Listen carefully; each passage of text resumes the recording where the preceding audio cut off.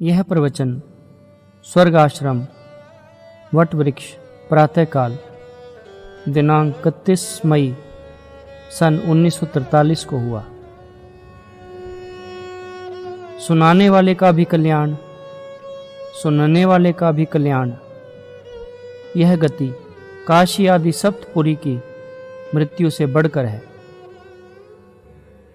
मनुष्य को यदि मरना हो तो जप ध्यान करते हुए मरना चाहिए। यह मरना काशी में मरने से भी बढ़कर है।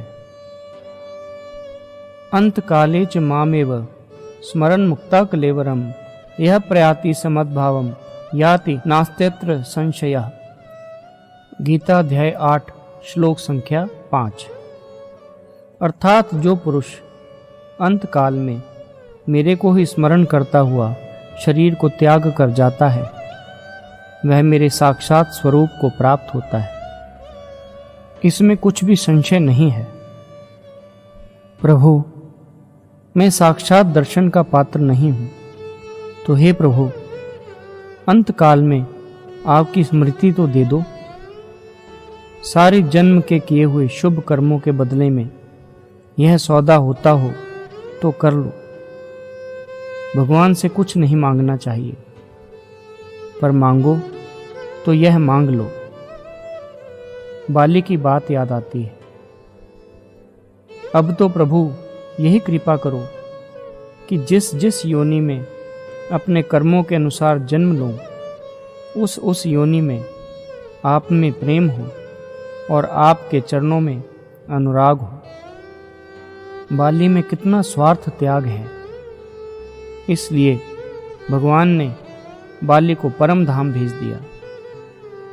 प्रकरण यह चल रहा था कि अंत समय में मरने वाले भाई बहन को जाकर भगवान नाम सुनावे, तो उस नाम सुनने के निमित्त से मरने वाले के प्राण भगवान को याद करते हुए निकलें तो उसका बेड़ा पार है। सुनाने वाले भाई का काम हो गया।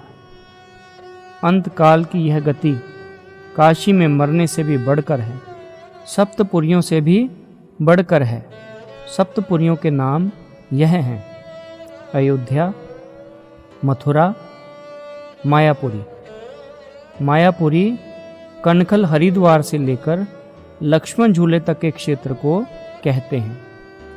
काशी, कांची यानी तमिलनाडु, अवंतिका अर्थात उज्जैन और द्वारकापुरी। काशी में जो पापी मरता है उसे पाप का दंड भुगताकर मुक्ति दी जाती है। 36,000 वर्ष तक की पाप भुगतने की अवधि है।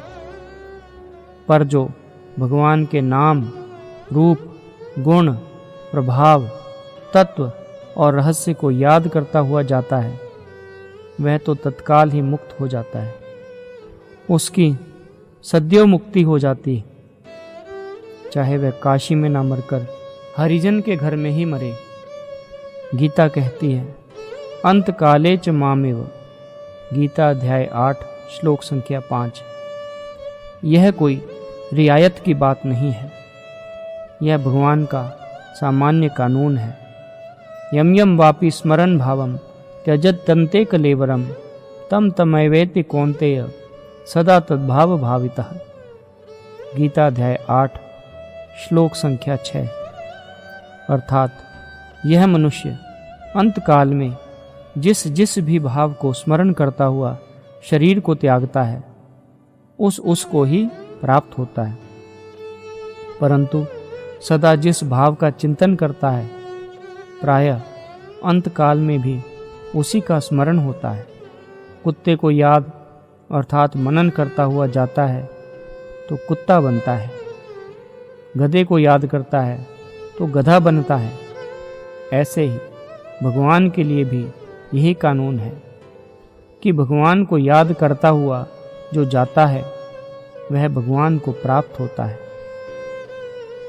डॉक्टरी दवाई में ब्रांडी अर्थात मदिरा होती है, जिससे तामसी वृत्ति हो जाती है। मरते समय तामसी वृत्ति में रहने वाला व्यक्ति वृक्ष या पहाड़ बनता है। डॉक्टरी दवाई देने की अपेक्षा देशी, शुद्ध एवं पवित्र औषध देनी चाहिए। जीना होगा तो वैद्य की दवाई से ही जी जाएगा। डॉक्टरी दवाई से क्या फायदा। मरणासन व्यक्ति को भगवान नाम कीर्तन सुनाना चाहिए, जिससे उसकी आत्मा का कल्याण हो। भीष्म जी शरशैया पर पड़े हैं, अपने योग्य जल मांगते हैं। अर्जुन ने बाण मारकर गंगा जल प्रकट कर दिया। भीष्म जी तो गंगा पुत्र थे, उनके लायक वही जल था। अंत समय में गंगा जल पिलाने से बुद्धि शुद्ध हो जाती है, अंतःकरण पवित्र हो जाता है, उसमें भगवान का भाव हो जाता है। वाणी से भगवान नाम उच्चारण करें। वाणी थक जावे तो श्वास से जप करें। मन से भगवान का ध्यान करें। हाथों से, मस्तक से भगवान को नमस्कार करें। कल्याण तो केवल भगवान के स्मरण से ही हो जाता है। भजन, ध्यान, नाम जप, किसी भी एक चीज से भगवान प्रसन्न हो जाते हैं। गीता जी में कहा है, यज्ञा नाम जप यज्ञोस्मि। गीता अध्याय 10 श्लोक संख्या 25। और यज्ञ सब साधन है, जप यज्ञ खास मेरा स्वरूप है, खास भगवान है। हमारी मृत्यु होने वाली हो तो सब चीज़ों की यानी भजन, ध्यान, जप सब की चेष्टा करें।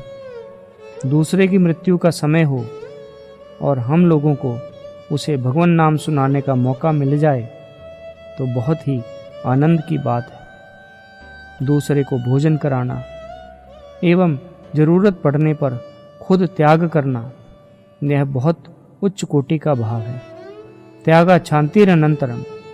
गीता अध्याय 12 श्लोक संख्या 12। अर्थात त्याग से तत्काल ही परम शांति होती है। जितना त्याग है उतना ही ऊंचा है। अगर आकाशवाणी हो जाए कि बोलो किस एक का कल्याण किया जाए, मुझको पूछेंगे तो मैं तो यही कहूँ कि प्रभु मुझको छोड़कर चाहे जिसका कर दो। यदि सब लोग यही बात कहें तो सबका कल्याण हो जाएगा। और यदि हम सब लोग यही कहें कि बस मेरा कर दो, तो भगवान कहेंगे कि बस निर्णय करके बतलाओ किस एक का करें। निर्णय नहीं करेंगे तो भगवान चले जाएंगे। जो अपने कल्याण की बात छोड़कर दूसरे का कल्याण चाहता है, उसे मुक्ति का सदाव्रत बांटने का मौका मिलता है। मुक्त होना तो आराम चाहना है, अपने तो लोगों की सेवा मांगनी चाहिए। सदाव्रत बांटते ही रहें, स्वयं चाहे उपवास ही करें। इस उपवास में बड़ी शांति होती है। यह बड़ा अलौकिक आनंद है। यह प्रवचन पैड नंबर 86 पृष्ठ 23-24 से लिया गया है। नारायण नारायण नारायण श्रीमन नारायण नारायण नारायण नारायण श्रीमन नारायण नारायण नारायण नारायण नारायण नारायण नारायण नारायण नारायण नारायण नारायण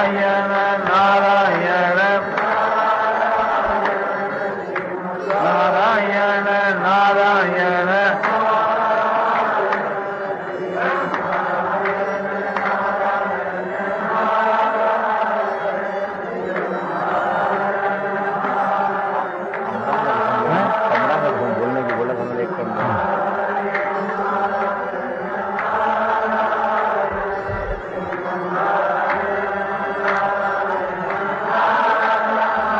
सियावर रामचंद्र की और मुक्तवंशी वाले की।